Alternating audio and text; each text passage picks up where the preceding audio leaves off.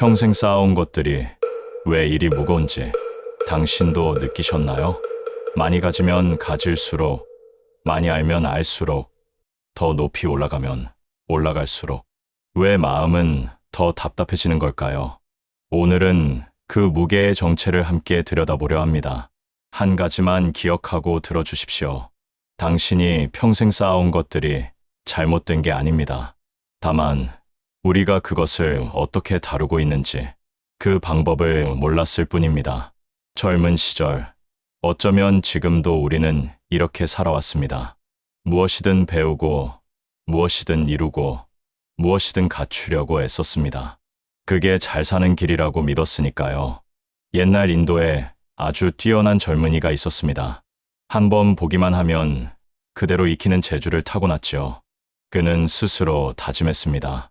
천하의 기술을 모두 알겠다. 한 가지라도 모르면 통달했다 할 수 없으리라. 그는 16개 나라를 돌아다니며 온갖 기술을 배웠습니다. 활 만드는 법, 배 부리는 법, 목수일, 의술, 천문학, 요리법까지 세상 사람들이 할 수 있는 일이라면 모조리 익혔습니다. 그리고 그는 교만해졌습니다. 이제 누가 감히 나를 당하겠는가? 마음속 깊은 곳에서 목에 힘이 들어가기 시작했습니다. 혹시 이 이야기가 낯설지 않으신가요? 우리도 그렇게 살아오지 않았습니까? 돈을 모으고, 집을 장만하고, 자식을 키우고, 직장에서 높은 자리에 올랐습니다. 평생 무언가를 이루기 위해 달려왔습니다. 그런데 이상합니다. 가진 게 많아질수록, 이룬 게 많아질수록 마음 한편이 더 무겁고 불편해지는 이 느낌은 무엇일까요? 돈이 많아지면 마음이 편안해져야 하는데 오히려 목에 힘이 들어갑니다. 지위가 높아지면 여유로워져야 하는데 더 뻣뻣해집니다. 자식을 잘 키우면 마음이 가벼워져야 하는데 기대가 커진 만큼 서운함도 함께 자랍니다. 왜 그럴까요? 부처님께서 그 젊은이를 만나셨습니다. 젊은이는 처음 보는 수행자의 모습이 신기해서 물었습니다. 당신은 어떤 사람이기에 옷과 형색이 다릅니까? 부처님께서 잔잔히 대답하셨습니다. 나는 나 자신을 다스리는 사람이요. 젊은이는 어리둥절했습니다. 자신을 다스린다니요. 그게 무슨 뜻입니까? 부처님은 이렇게 말씀하셨습니다. 활 만드는 사람은 활을 다루고, 뱃사공은 배를 다루고, 목수는 나무를 다룹니다. 그런데 지혜로운 사람은 자기 자신을 다룹니다. 이 한마디에 젊은이의 눈이 번쩍 떠졌습니다. 세상 모든 기술을 배웠다고 자만했지만 정작 자기 자신을 다스리는 법은 전혀 몰랐던 것입니다. 우리도 마찬가지입니다. 평생 바깥 세상을 향해 눈을 돌렸습니다. 돈을 벌고 명예를 얻고 남에게 인정받고 자식이 잘 되길 바라며 살았습니다. 그런데 정작 내 마음이 왜 이리 불편한지, 왜 밤마다 잠 못 이루는지, 왜 가슴 한편이 텅 빈 것 같은지 그건 들여다보지 않았습니다.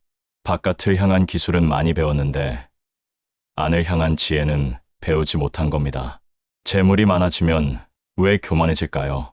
재물 자체가 나쁜 게 아닙니다. 문제는 재물을 나라고 착각하는 데 있습니다. 이만큼 모았으니 나는 대단한 사람이다. 이렇게 생각하는 순간 재물이 나를 다스리기 시작합니다. 내가 재물의 주인이 아니라 재물의 종이 되는 겁니다. 지위도 마찬가지입니다. 높은 자리에 앉으면 왜 목소리가 커질까요? 그 자리가 나라고 착각하기 때문입니다. 나는 이런 사람이다. 그 순간 지위가 나를 다스립니다. 내가 지위의 주인이 아니라 지위의 노예가 됩니다. 자식도 그렇습니다. 내 자식, 내가 키운 자식이라고 생각하는 순간 기대가 집착이 됩니다. 자식은 인연으로 태어났을 뿐인데 우리는 그 인연에 온갖 기대를 덧붙입니다. 그래서 자식이 내 뜻대로 안 되면 마음이 아픕니다. 이것을 부처님께서는 집착이라 하셨습니다. 집착은 붙잡는 겁니다. 흐르는 물결을 붙잡으려 하면 손만 젖을 뿐이고 바람을 막으려 하면 마음만 부서집니다. 그런데 우리는 평생 물결을 붙잡고 바람을 막으려 애쓰며 살아왔습니다. 그러니 어찌 마음이 편하겠습니까? 여기서 잠깐 이렇게 생각하실 겁니다. 그럼 돈도 버리고 명예도 버리고 다 내려놓고 살라는 말씀인가요? 아닙니다. 그게 아닙니다. 부처님께서는 재물을 버리라 하지 않으셨습니다. 지위를 내려놓으라 하지도 않으셨습니다. 다만 이렇게 말씀하셨습니다. 그것에 집착하지 말라. 그것을 나라고 착각하지 말라. 재물이 있으면 그것으로 어려운 사람을 도울 수 있습니다. 지위가 있으면 그것으로 약한 사람을 보살필 수 있습니다. 인기가 있으면 그것으로 좋은 말을 더 많은 사람에게 전할 수 있습니다. 문제는 재물, 지위, 인기가 아닙니다. 문제는 그것에 나를 걸어버리는 것입니다. 나는 이만큼 가진 사람이다. 나는 이런 자리에 있는 사람이다. 나는 이런 자식을 둔 사람이다. 이렇게 생각하는 순간 그것이 사라지면 나도 사라질 것 같은 두려움이 생깁니다. 그래서 필사적으로 붙잡으려 합니다. 그 붙잡음이 고통입니다. 그럼 어떻게 해야 할까요? 부처님께서 말씀하신 자기를 다스리는 법이 바로 여기에 있습니다. 첫째, 알아차림입니다.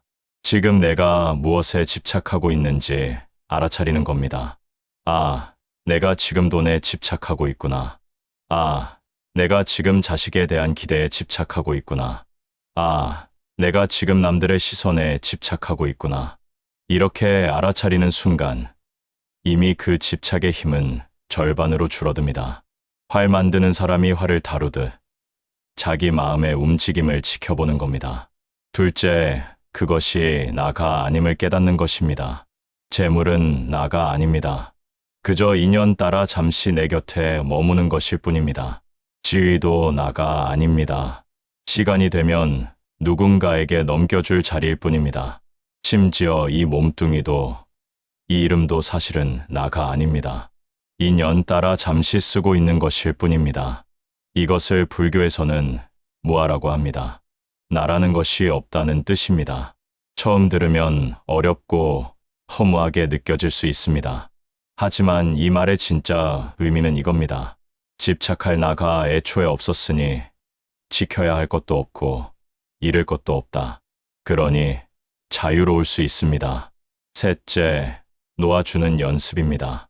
하루에 단 1분만이라도 이렇게 해보십시오. 숨을 깊이 들이마시면서 속으로 이렇게 말합니다. 붙잡지 않는다. 숨을 내쉬면서 속으로 말합니다. 놓아준다. 단 1분입니다. 하루 24시간 중에서 1440분 중에서 단 1분만 이렇게 해보는 겁니다. 그 1분이 쌓이면 마음에 작은 틈이 생깁니다. 그 틈으로 빛이 들어옵니다. 집착이 조금씩 느슨해지고 마음이 조금씩 가벼워집니다. 바람이 아무리 세차게 불어도 반석은 흔들리지 않습니다. 깊은 호수는 맑고 고요해서 물결에 흐려지지 않습니다. 지혜로운 사람은 칭찬을 들어도 비난을 들어도 흔들리지 않습니다. 왜냐하면 그것이 나가 아님을 알기 때문입니다. 많이 가졌다고 해서 행복한 게 아닙니다. 많이 알았다고 해서 평안한 게 아닙니다. 높은 자리에 있다고 해서 존경받는 게 아닙니다. 진짜 행복은, 진짜 평안은, 진짜 존경은 자기 자신을 다스릴 줄 아는 데서 옵니다.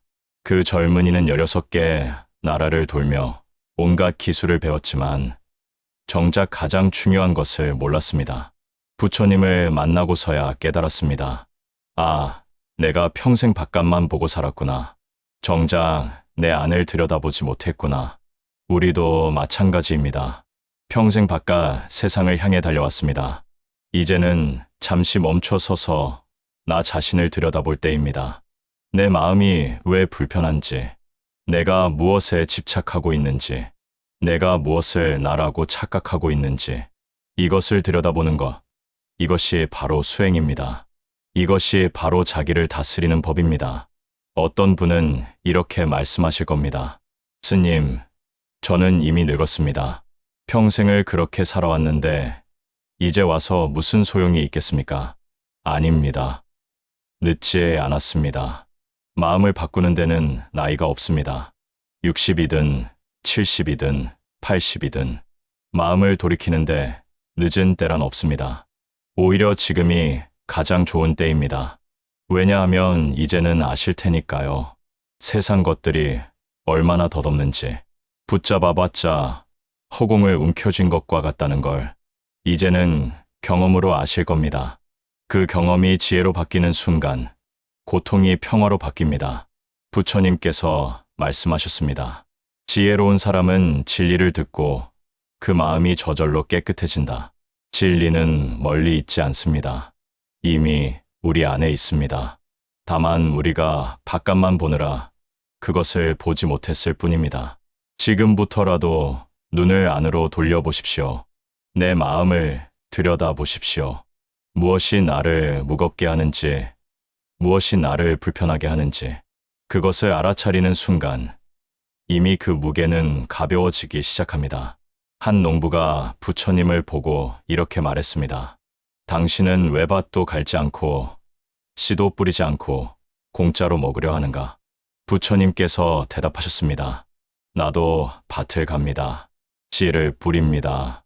다만 내가 가는 밭은 바깥의 밭이 아니라 마음의 밭입니다. 무명이라는 잡초를 뽑고 지혜라는 씨앗을 뿌립니다. 그래서 평화라는 열매를 거둡니다.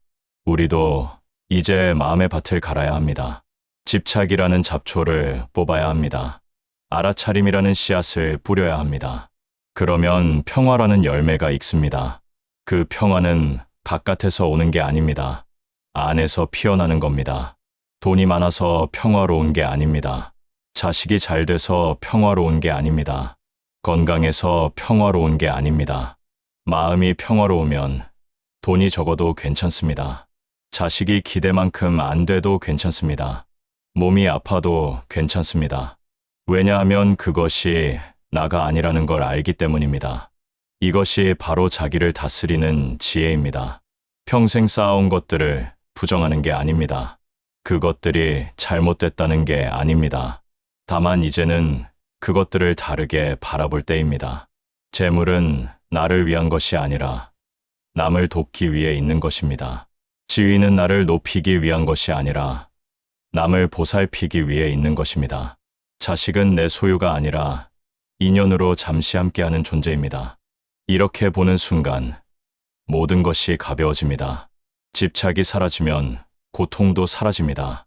부처님의 가르침은 이렇게 단순합니다. 어려운 말이 아닙니다. 현학적인 이론도 아닙니다. 그냥 이겁니다. 집착하지 마십시오. 그것은 당신이 아닙니다. 이 한마디를 가슴에 새기고 살면 세상은 그대로인데 고통만 사라집니다. 이것을 관점의 해탈이라고 합니다. 여러분께 부탁드립니다. 오늘 하루 단 한 번만이라도 자기 마음을 들여다보십시오. 나는 지금 무엇에 집착하고 있는가? 그냥 물어보기만 해도 됩니다. 답을 찾으려 애쓰지 않아도 됩니다. 물음 자체가 이미 알아차림입니다. 알아차림이 쌓이면 지혜가 됩니다. 지혜가 깊어지면 평화가 옵니다. 평생 바깥을 향해 달려온 당신, 이제는 안을 향해 걸어갈 때입니다. 천천히 걸어도 됩니다. 하루에 한 걸음씩만 걸어도 됩니다. 그 길 끝에 평화가 있습니다. 자유가 있습니다. 진짜 당신이 있습니다. 활 만드는 사람이 활을 다루듯, 배 부리는 사람이 배를 다루듯, 목수가 나무를 다루듯, 이제는 당신이 당신 자신을 다스릴 차례입니다. 그것이 바로 진짜 수행입니다. 그것이 바로 진짜 삶입니다. 놓으면 비로소 보이는 길이 있습니다. 놓는 순간 이미 자유입니다. 당신의 고통은 당신 잘못이 아니었습니다. 다만 방법을 몰랐을 뿐입니다. 이제 아셨으니 이제부터 시작하면 됩니다. 부처님의 지혜가 당신의 마음을 비추길 바랍니다. 당신의 하루가 오늘은 조금 더 가벼워지길 바랍니다. 여러분께 여쭙고 싶습니다. 당신은 지금 무엇을 가장 놓기 어려워하십니까? 혹시 비슷한 마음의 무게를 느끼고 계신가요? 댓글로 나눠주시면 함께 그 무게를 덜어낼 수 있을 겁니다. 다음 법문에서는 어떤 이야기를 듣고 싶으신지도 알려주십시오. 여러분의 마음이 필요로 하는 이야기를 함께 나누고 싶습니다. 끝까지 들어주셔서 고맙습니다. 이 법문이 조금이나마 도움이 되셨다면 구독과 좋아요로 더 많은 분들과 함께 나눠주시면 감사하겠습니다. 여러분 모두 평안하십시오. 함께 걷겠습니다.